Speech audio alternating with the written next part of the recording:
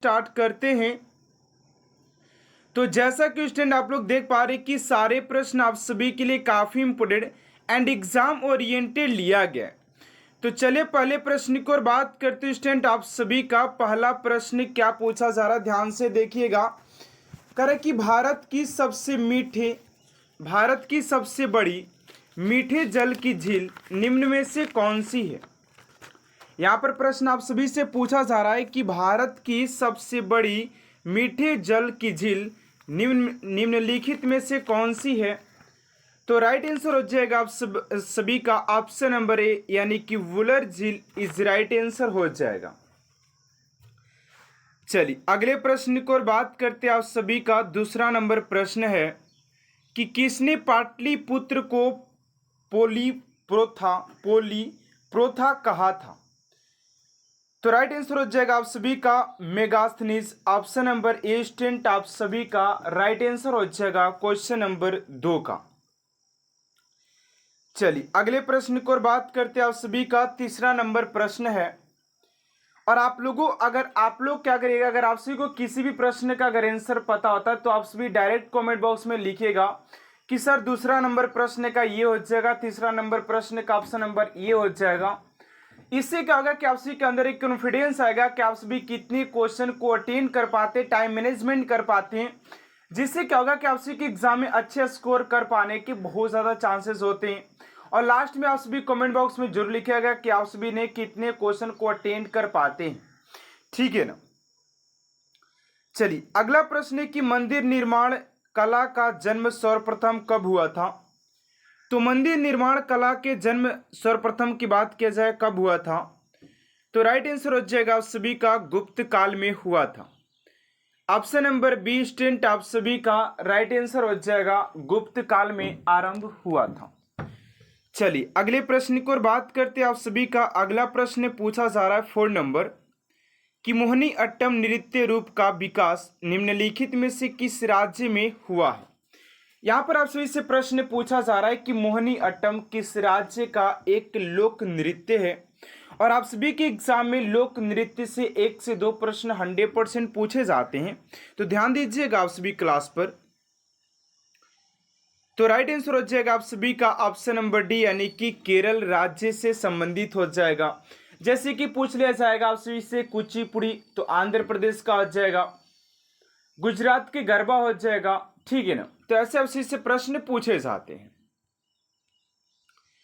चलिए अगले प्रश्न की ओर बात करते हैं। आप सभी का 5 नंबर प्रश्न है कि गंगा एवं ब्रह्मपुत्र की संयुक्त जलधारा किस नाम से जानी जाती है। तो फटाफट इसका आंसर आप सभी कमेंट बॉक्स में डालिए, ठीक है ना।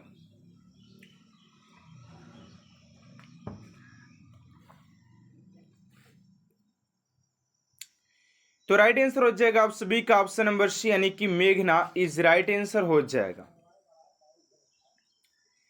चलिए अगले प्रश्न की ओर बात करते हैं। आप सभी का 6 नंबर प्रश्न पूछा जा रहा है कि दिल्ली के लाल किले का निर्माण किसने करवाया था। दिल्ली के लाल किले का निर्माण किसने करवाया था।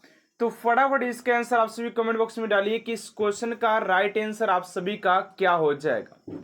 तो दिल्ली के निर्माण की बात करें लाल किला का, तो राइट आंसर हो जाएगा आप सभी का शाहजहां के द्वारा किया गया था। Option number D. स्टूडेंट आप सभी का राइट आंसर हो जाएगा। चलिए अगले प्रश्न की ओर बात करते हैं। उससे पहले आप सभी से एक छोटा सा रिक्वेस्ट है कि अभी तक आपसे मेरे चैनल को सब्सक्राइब नहीं किए तो प्लीज स्टूडेंट इस चैनल को सब्सक्राइब कर साथ साथ बेल आइकन को प्रेस कर दीजिएगा, ताकि ऐसा मोस्ट इंपोर्टेंट क्लास स्टूडेंट आप तक सबसे जल्द पहुंचते रहे। चलिए 7 नंबर प्रश्न की पटना को प्रांतीय राजधानी बनाया गया था। पटना को प्रांतीय राजधानी बनाया गया था, तो 7 का हो जाएगा आप सभी का शेर शाह ने बनाया था। शेर शाह ने बनाया था, ऑप्शन नंबर ए आप सभी का राइट आंसर हो जाएगा। चलिए अगले प्रश्न की ओर बात करते हैं। आप सभी का 8 नंबर प्रश्न है कि पृथ्वीराज विजय का लेखक कौन था। पृथ्वीराज विजय का लेखक निम्नलिखित में से कौन थे। तो फटाफट आप सभी इस क्वेश्चन का राइट आंसर कमेंट बॉक्स में डालिए कि इस क्वेश्चन का राइट आंसर आप सभी का क्या हो जाएगा। तो इस क्वेश्चन का राइट आंसर हो जाएगा आप सभी का ऑप्शन नंबर सी, यानी कि जय नायर। जय नक हो जाएंगे। ऑप्शन नंबर सी आप सभी का राइट आंसर हो जाएगा। चलिए अगले प्रश्न को बात करते हैं। आप सभी का 6 नंबर प्रश्न क्या पूछा जा रहा है, ध्यान दीजिएगा। कह रहा है कि विश्व का सबसे ऊंचा जलप्रपात है। तो विश्व के सबसे ऊंचे जलप्रपात की बात करते हैं कि विश्व के सबसे ऊंचे जलप्रपात इनमें से कौन है। तो 9 का राइट आंसर हो जाएगा आप सभी का एंजिल। एंजिल जलप्रपात विश्व के सबसे ऊंचे जलप्रपातों में से एक हो जाएगा। तो ऑप्शन नंबर सी आप सभी का राइट आंसर हो जाएगा। चलिए अगला प्रश्न 10 नंबर की विश्व में महाद्वीपों की कुल संख्या कितनी है। तो विश्व में महाद्वीपों की संख्या की बात करते स्टूडेंट की विश्व में महाद्वीपों की संख्या कितनी हो जाएगी। तो 10 का हो जाएगा आप सभी का ऑप्शन नंबर सी यानी कि 7 हो जाएगा। कितना हो जाएगा, 7 इज राइट आंसर हो जाएगा। चलिए अगले प्रश्न की ओर बात करते हैं। 11 नंबर प्रश्न है कि मत्स्यसावा बंदरगाह किस देश में अवस्थित है। मत्स्यसावा बंदरगाह निम्नलिखित में से किस देश में स्थित है। 11 का हो जाएगा आप सभी का ऑप्शन नंबर डी यानी कि इरिट्रिया। इरिट्रिया हो जाएगा। ऑप्शन नंबर डी स्टूडेंट आप सभी का राइट आंसर हो जाएगा। चलिए अगले प्रश्न की ओर बात करते 12 नंबर की विश्व के आटे की मंडी। विश्व के आटे की मंडी के नाम से कौन सा नगर जाना जाता है। विश्व की आटे की मंडी के नाम से कौन सा नगर जाना जाता है। तो 12 का जगह डी यानी कि Duluth. Duluth option number D आप सभी का राइट आंसर हो जाएगा। चलिए अगले प्रश्न की ओर बात करते हैं स्टूडेंट आप सभी का। अगला प्रश्न क्या पूछा जा रहा है 13 नंबर कि 1857 के विद्रोह का नेतृत्व बिहार में किसने किया था।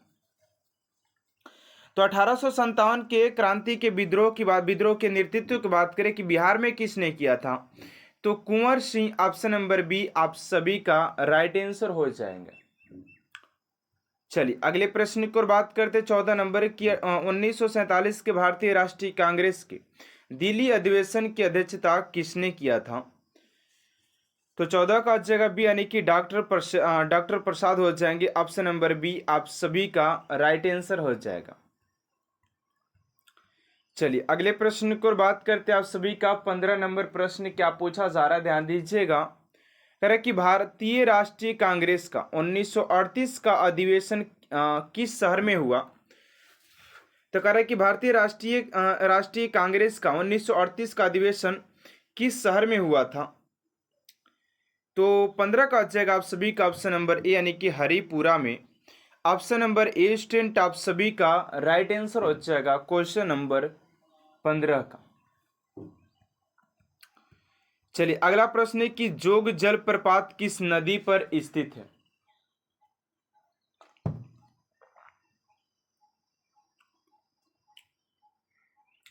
अगला प्रश्न ध्यान दीजिएगा, कर है कि जोग जलप्रपात किस नदी पर स्थित है। तो 16 का हो जाएगा आप सभी का ऑप्शन नंबर ए यानी कि शरावती नदी पर स्थित हो जाएगा। ऑप्शन नंबर ए स्टूडेंट आप सभी का राइट आंसर हो जाएगा। चलिए अगले प्रश्न की ओर बात करते 17 नंबर की नासिक किस नदी के किनारे स्थित है। पूछा जा रहा है कि नासिक किस नदी के किनारे स्थित हो जाएगा। तो इस क्वेश्चन का राइट आंसर हो जाएगा 17 का ऑप्शन नंबर डी यानी कि गोदावरी नदी हो जाएंगे। ऑप्शन नंबर डी आप सभी का राइट आंसर हो जाएगा। चलिए अगला प्रश्न है कि भारत में औद्योगिक वित्त का शिखर संगठन है। तो 18 का जाएगा आप सभी का ऑप्शन नंबर ए यानी कि IDBI। IDBI option number A आप सभी का राइट आंसर हो जाएगा क्वेश्चन नंबर 18 का। चलिए अगले प्रश्न की ओर बात करते हैं 19 नंबर की। भारत में न्यूनतम मजदूरी अधिवेशन कब लागू किया गया था। भारत में न्यूनतम मजदूरी अधिनियम कब लागू किया गया था।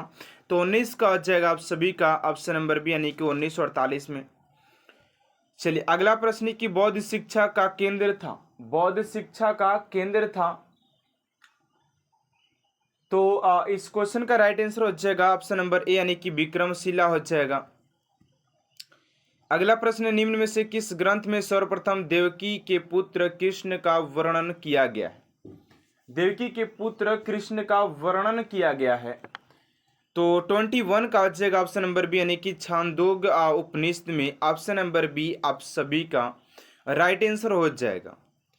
चलिए अगले प्रश्न की ओर बात करते हैं। 22 नंबर की भारत में सबसे प्राचीन विवाह है? बिहार है। तो 22 का हो जाएगा ऑप्शन नंबर ए, यानी कि नालंदा हो जाएगा। ऑप्शन नंबर ए आप सभी का राइट आंसर हो जाएगा। चलिए अगले प्रश्न की ओर बात करते हैं आप सभी का। 23 नंबर प्रश्न है कि बम्बई, मद्रास और कलकत्ता में उच्च न्यायालय की स्थापना कब हुई थी? बम्बई, मद्रास और कलकत्ता में उच्च न्यायालय की स्थापना की बात करते स्टैंड की कब किया गया था? तो 1861 में किया गया था। ऑप्शन नंबर बी आप सभी का राइट आंसर हो जाएगा 1861 ईस्वी में। चलिए अगले प्रश्न की ओर बात करते हैं कि प्रसिद्ध चरकुल्ला नृत्य संबंधित है? प्रसिद्ध चरकुल्ला नृत्य किससे संबंधित है? तो राइट आंसर हो जाएगा 24 का ऑप्शन नंबर सी, यानी कि ब्रजभूमि से। Option number C Brajbhoomi. अगला प्रश्न की कंस मेला आयोजन होता है? तो कंस मेला की बात करते तो ये आपसी के मथुरा में होता है। चलिए अगला प्रश्न है कि ब्लैक पर्ल किस खेल से संबंधित है? तो ब्लैक पर्ल की बात करते तो ये संबंधित हो जाता आप सभी का स्नूकर से, सॉरी आप सभी के फुटबॉल से संबंधित हो जाएगा। फुटबॉल आप सभी का राइट आंसर हो जाएगा क्वेश्चन नंबर 26 का। चलिए अगले प्रश्न की ओर बात करते हैं। 27 नंबर प्रश्न क्या पूछा जा रहा है, ध्यान दीजिएगा। चलिए अगले प्रश्न की ओर बात करते हैं आप सभी का। 27 नंबर प्रश्न पूछा जा रहा है कि ग्रीन पार्क स्टेडियम कहां पर स्थित है? तो इस क्वेश्चन का राइट आंसर हो जाएगा आप सभी का ऑप्शन नंबर बी, यानी कि कानपुर में हो जाएगा। अगला प्रश्न आप सभी का कि सिंधु घाटी की सभ्यता निम्नलिखित में से किस सभ्यता के समकालीन नहीं थी? तो ग्रीक की सभ्यता हो जाएगा। अगला प्रश्न सिंधु घाटी सभ्यता के लोगों का मुख्य व्यवसाय आप सभी के व्यापार हो जाएगा। चलिए अगले प्रश्न की ओर बात करते किस विदेशी यात्री ने भारत का दौरा सबसे पहले किया था? तो ऑप्शन नंबर बी, यानी कि मेगास्थनीज ने किया था। तो चलिए स्टूडेंट आज की इस क्लास को स्टार्ट करते हैं आप सभी के पहले प्रश्न के साथ कि आप सभी का पहला प्रश्न क्या दिया गया, और आप लोग साथ में आप सभी कमेंट बॉक्स में आंसर डालते रहिएगा कि सर इस क्वेश्चन का आंसर ये हो जाएगा, जिससे क्या होगा कि आप सभी के अंदर एक कॉन्फिडेंस आएगा कि आप सभी कितने क्वेश्चन को अटेंड कर पाते हैं। आप सभी उस वर्दी के सपने को साकार करने के लिए आप सभी का कितना तैयारी हो रखा है, आज की इस क्लास के अंदर पता लगने वाला है। तो चलिए पहले प्रश्न की ओर बात करते हैं कि आप सभी का पहला प्रश्न क्या पूछा जा रहा है। पहला प्रश्न कर रहा है कि लोनार झील किस राज्य में स्थित है? लोनार झील किस राज्य में स्थित है? तो ऑप्शन नंबर ए में उड़ीसा, बी में राजस्थान, सी में महाराष्ट्र और डी में उत्तराखंड। तो इस क्वेश्चन का राइट आंसर क्या हो जाएगा? आप सभी फटाफट कमेंट्स बॉक्स में आंसर डालते रहिए कि इस क्वेश्चन का राइट आंसर क्या हो जाएगा। तो ये हो जाएगा आप सभी का ऑप्शन नंबर सी, यानी कि महाराष्ट्र हो जाएगा। ऑप्शन नंबर सी स्टूडेंट आप सभी का राइट आंसर हो जाएगा। चलिए अगले प्रश्न की ओर बात करते हैं। आप सभी का दूसरा नंबर प्रश्न है कि घंटा मर्दाला कहाँ का लोक नृत्य है? घंटा मर्दाला कहाँ का लोक नृत्य है? ऑप्शन नंबर ए में केरल, बी में कर्नाटक, सी में आंध्र प्रदेश और डी में तमिलनाडु। तो इस क्वेश्चन का राइट आंसर हो जाएगा आप सभी का ऑप्शन नंबर सी, यानी कि आंध्र प्रदेश हो जाएगा। ठीक है ना, आंध्र प्रदेश आप सभी का राइट आंसर हो जाएगा। और आप सभी को मैं क्लास के अंदर बताने वाला सिर्फ 5 टॉपिक के बारे में बताने वाला हूं, जहां से कि आप सभी के 5 नंबर 100% कंफर्म होने वाला है। अगर आप सभी ने वो 5 टॉपिक को अच्छी तरीके से रीड कर लेते हैं तो उसी से आप सभी के ऐसे 5 क्वेश्चन देखने को मिलेगा। मैं आप सभी को 100% गारंटी देता हूं, ठीक है ना। चलिए अगले प्रश्न की ओर बात करते हैं। आप सभी का तीसरा नंबर प्रश्न है कि पुष्कर मेला कहाँ लगता है? तो पुष्कर मेला की बात करते स्टूडेंट कि पुष्कर मेला कहाँ पर लगता है? ऑप्शन नंबर ए में लखनऊ में, बी में अजमेर में, सी में कन्याकुमारी और डी में है उदयपुर। तो इस क्वेश्चन का राइट आंसर हो जाएगा आप सभी का, इस क्वेश्चन का राइट आंसर हो जाएगा आप सभी का ऑप्शन नंबर बी यानी कि अजमेर में हो जाएगा।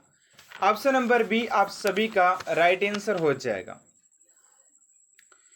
चलिए अगले प्रश्न की ओर बात करते हैं। आप सभी का अगला प्रश्न क्या पूछा जा रहा है, ध्यान दीजिएगा। एंड स्टूडेंट अगले प्रश्न की आगे बढ़ने से पहले आप सभी से एक छोटा सा रिक्वेस्ट है कि आप सभी अभी तक आप सभी चैनल को सब्सक्राइब नहीं किए तो प्लीज स्टूडेंट चैनल को सब्सक्राइब कर साथ साथ बेल आइकन को प्रेस कर दीजिएगा ताकि ऐसा मोस्ट इंपोर्टेंट क्लास स्टूडेंट आप तक सबसे जल्द पहुंचते रहे। चलिए अगले प्रश्न की ओर बात करते पूछा जा रहा है कि निम्नलिखित में से किस शहर में अशोक के शिलालेख नहीं है। निम्नलिखित में से किस शहर में अशोक के शिलालेख नहीं है। तो राइट आंसर हो जाएगा आप सभी का ऑप्शन नंबर सी यानी कि पाटलिपुत्र में अशोक के कोई भी शिलालेख नहीं है। तो ऑप्शन नंबर सी आप सभी का राइट आंसर हो जाएगा। चलिए अगले प्रश्न की ओर बात करते हैं।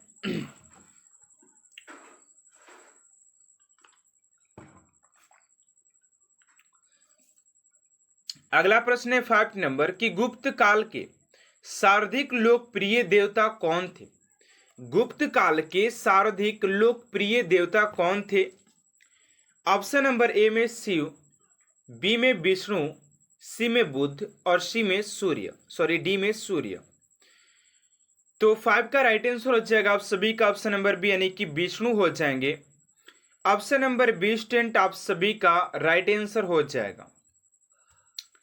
चलिए अगले प्रश्न की ओर बात करते हैं। आप सभी का 6 नंबर प्रश्न है कि वर्तमान में भारतीय संविधान में कुल कितनी अनुसूचियां हैं। वर्तमान समय में भारतीय संविधान में कुल कितनी अनुसूचियां हैं। 8, 10, 12 या 14। तो 6 का राइट आंसर हो जाएगा आप सभी का ऑप्शन नंबर सी यानी कि 12 हो जाएगा। ऑप्शन नंबर सी आप सभी का राइट आंसर हो जाएगा। चलिए अगले प्रश्न की ओर बात करते हैं और आप लोग फटाफट क्लास को लाइक करते रहिएगा, ठीक है ना। और आप सभी को क्लास अच्छा लग रहा है तो आप लोग अपने दोस्तों के पास भी इस क्लास को शेयर करिएगा ताकि वो सभी भी अपने एग्जाम के प्रिपरेशन अच्छे तरीके से कर पाए, ठीक है ना। चलिए अगले प्रश्न की ओर बात करते हैं। आप सभी का 7 नंबर प्रश्न यहाँ पर पूछा जा रहा है कि वर्तमान में भारतीय संविधान में धाराओं की कुल संख्या कितनी है। वर्तमान में भारतीय संविधान में धाराओं की कुल संख्या कितनी है। तो 7 का हो जाएगा आप सभी का ऑप्शन नंबर बी यानी कि 395।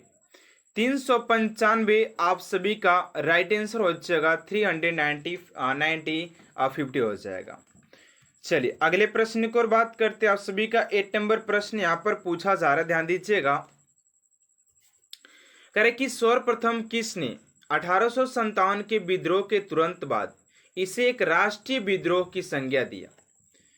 सर्वप्रथम किसने 1857 की जो विद्रोह हुआ था तुरंत बाद इसे एक राष्ट्रीय विद्रोह की संज्ञा दिया।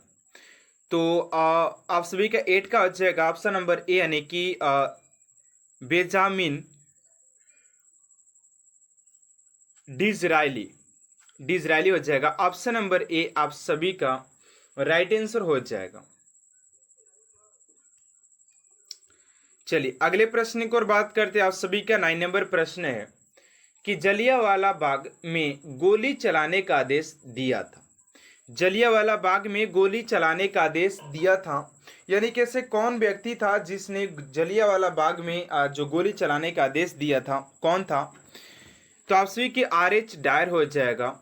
ऑप्शन नंबर सी आप सभी का राइट आंसर हो जाएगा।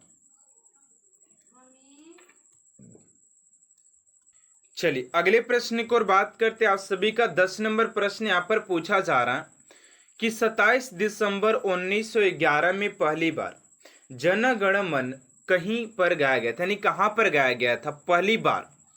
पहली बार जन गण मन कहाँ पर गाया गया था। तो ये कोलकाता में गाया गया था। ऑप्शन नंबर सी आप सभी का राइट आंसर हो जाएगा, कोलकाता। चलिए अगले प्रश्न की ओर बात करते हैं। आप सभी का 11 नंबर प्रश्न है कि खिलाफत आंदोलन का आरंभ किया था।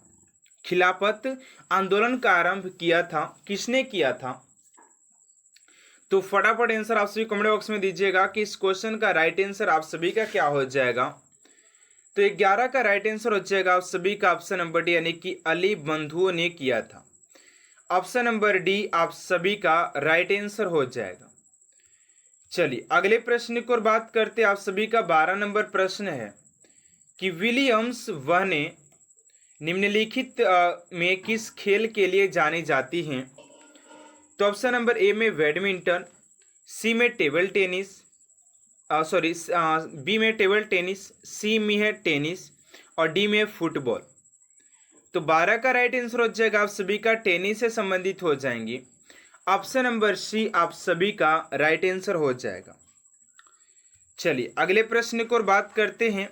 13 नंबर प्रश्न है कि चुकर किस खेल से संबंधित है। चुकर जो कि शब्द वाली है, ठीक है ना, जो शब्द बोले जाते हैं वो है। तो कह रहे कि चुकर किस खेल से संबंधित है।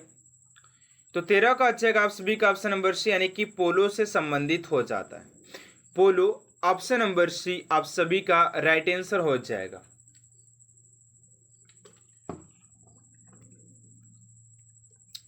चलिए अगला प्रश्न आप सभी का कि गोबी मरुस्थल किस देश में स्थित है। तो गोबी मरुस्थल की बात करते हैं स्टूडेंट के आप सभी के गोबी मरुस्थल किस देश में हो जाएगा। तो फटाफट आंसर आप सभी कमेंट बॉक्स में डालिएगा कि इस क्वेश्चन का राइट आंसर क्या हो जाएगा। तो 14 का जाएगा आप सभी का मलेशिया में। Option number C Malaysia is right answer हो जाएगा। चलिए अगले प्रश्न की ओर बात करते हैं। आप सभी का 15 नंबर प्रश्न है कि नदी जो समुद्र में मिलने से पूर्व एक विस्तृत मरुस्थल से गुजरती है वह है। तो 15 का राइट आंसर हो जाएगा आप सभी का कोलोरेडो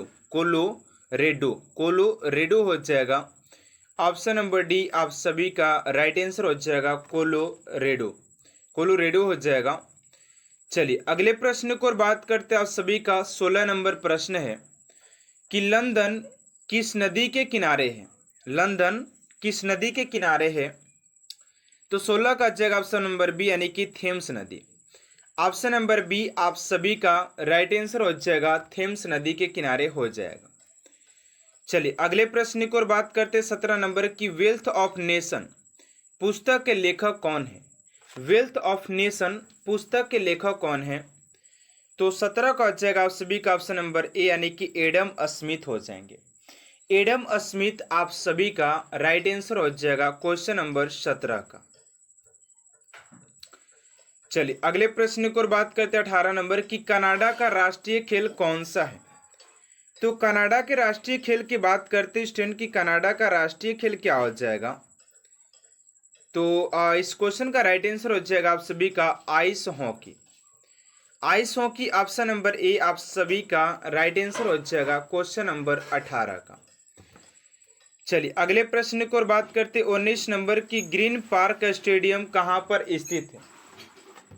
तो ग्रीन पार्क स्टेडियम की बात करते स्टूडेंट तो 19 का हो जाएगा आप सभी का ऑप्शन नंबर बी, यानी कि कानपुर में हो जाएगा। ऑप्शन नंबर बी आप सभी का राइट आंसर हो जाएगा। चलिए अगले प्रश्न की ओर बात करते हैं। आप सभी का 20 नंबर प्रश्न है कि विश्व के सर्वोच्च पर्वत शिखर माउंट एवरेस्ट पर चढ़ने वाली प्रथम भारतीय महिला पर्वतारोही कौन है। ये भी क्वेश्चन बहुत चर्चित है एंड आप सभी के एग्जाम में पूछे जाते हैं। तो राइट आंसर हो जाएगा आप सभी का Bachendri Pal. Option number A आप सभी का राइट आंसर हो जाएगा बछेंद्री पाल। चलिए अगले प्रश्न की ओर बात करते 21 नंबर प्रश्न है कि अल्बेरूनी किसके शासन काल में इतिहासकार था। तो 21 का हो जाएगा आप सभी का ऑप्शन नंबर ए, यानी कि महमूद गजनवी हो जाएगा। ऑप्शन नंबर ए स्टूडेंट आप सभी का राइट आंसर हो जाएगा। चलिए अगले प्रश्न की ओर बात करते 22 नंबर प्रश्न पूछा जा रहा है कि लोधी वंश का संस्थापक कौन था। ये भी क्वेश्चन आप सभी के लिए काफी ज्यादा मोस्ट इंपोर्टेंट है, ध्यान दीजिएगा। करें कि लोधी वंश का संस्थापक कौन था। तो 22 का हो जाएगा आप सभी का ऑप्शन नंबर सी, यानी कि बहलोल लोधी हो जाएगा। ऑप्शन नंबर सी आप सभी का राइट आंसर हो जाएगा। चलिए अगले प्रश्न को और बात करते हैं। एंड अभी तक आपने चैनल को सब्सक्राइब नहीं किए तो प्लीज स्टूडेंट चैनल को सब्सक्राइब कर दीजिएगा, ठीक है ना। चलिए अगला प्रश्न है कि निम्न में से किसे हिंदी खड़ी बोली का जनक कहा जाता है। तो 23 का हो जाएगा आप सभी का ऑप्शन नंबर ए, यानी कि अमीर खुसरो को कहा जाता है। ऑप्शन नंबर ए आप सभी का राइट आंसर हो जाएगा। चलिए अगले प्रश्न की बात करते हैं। 24 नंबर है और अभी मैं आप सभी के वो 5 टॉपिक ऊपर डिस्कस करने वाला हूँ कि आखिर ये 5 टॉपिक ऐसा कौन सा है जिससे कि आप सभी के एग्जाम में 100% लिखित है कि यहाँ से 5 क्वेश्चन आप सभी के इस टॉपिक से पूछेगा ही पूछेगा। और जिसने ये 5 टॉपिक को नहीं समझाना तो भाई यार मैं गारंटी देता हूँ कि आप सभी के 5 नंबर छूट जाएंगे। अगर आप लोग अच्छे तरीके से 5 नंबर पर स्कोर करना चाहते तो आप लोग इस 5 टॉपिक को जानकर कीजिएगा कि ऐसा 5 टॉपिक कौन सा है जिससे कि 5 नंबर का क्वेश्चन जरूर से जरूर पूछेगा।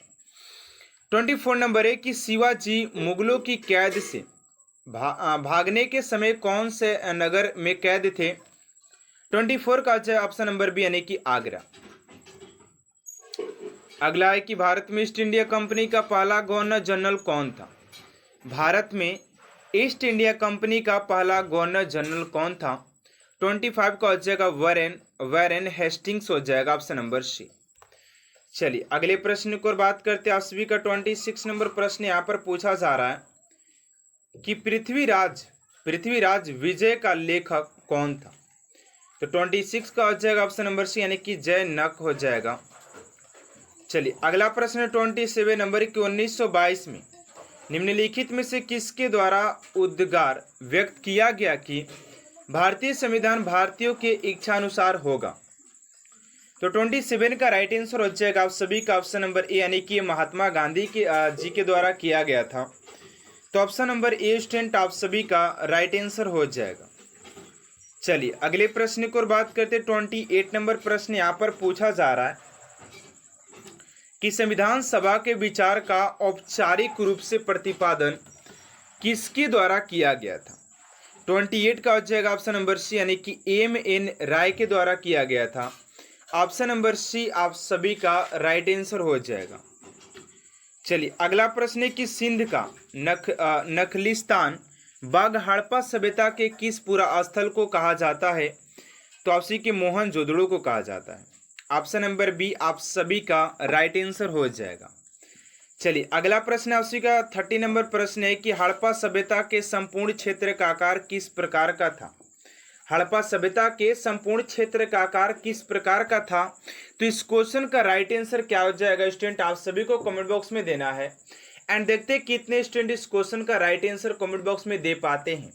तो आज की इस क्लास को स्टूडेंट यहीं तक एंड करते हैं। आप सभी को क्लास कैसा लगा कमेंट बॉक्स में जरूर बताइएगा।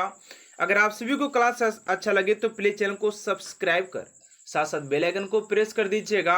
और 5 टॉपिक की बात किया जाए कि आखिर वो 5 टॉपिक कौन सा था, तो आप सभी को मैं बता दूं कि यार ये 5 टॉपिक जो है ना आप सभी ने अगर अच्छे तरीके से रीड कर लिया तो आप सभी के यार एग्जाम में 100% 5 प्रश्न पूछेगा ही पूछेगा।